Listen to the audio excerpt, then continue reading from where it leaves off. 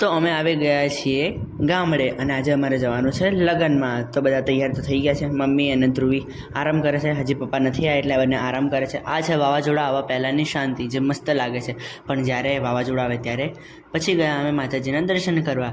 માતાજીના દર્શન કરીને અમે ગયા જમણવારામાં. અમે જમી લીધું અને કુલર આગળ આવીને ઊભા રહ્યા. જો તમને દુલ્હો બતાવો, મસ્ત લાગે બાકી દુલ્હો એ રહ્યા જો.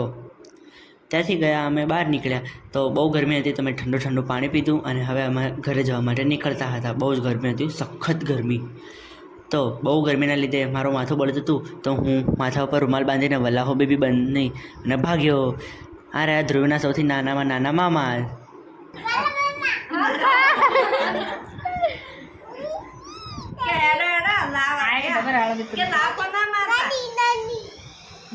आमच्या फोटा आहे मस्त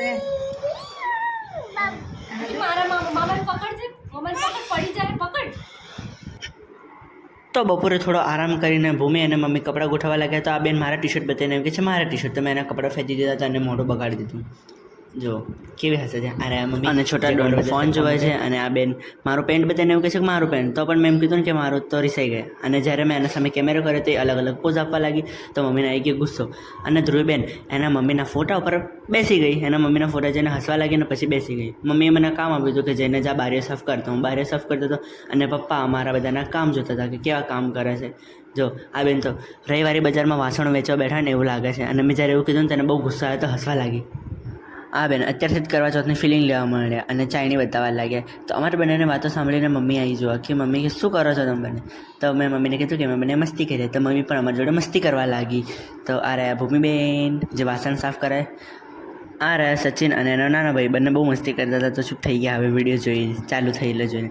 સાંજે અમે ગયા ઢાબા ઉપર પથારી કરવા માટે અને ઘૂમર કરતાં ખાટલા લઈ ગયા અને એકબીજાને ઓશિકાથી મારવા લાગ્યા. અને ભૂમિબેન એમને અમારી સામે જોતા રહી ગયા કેમ કે હમણાં એના મારીએ તો એને ગુસ્સાઈ જાય.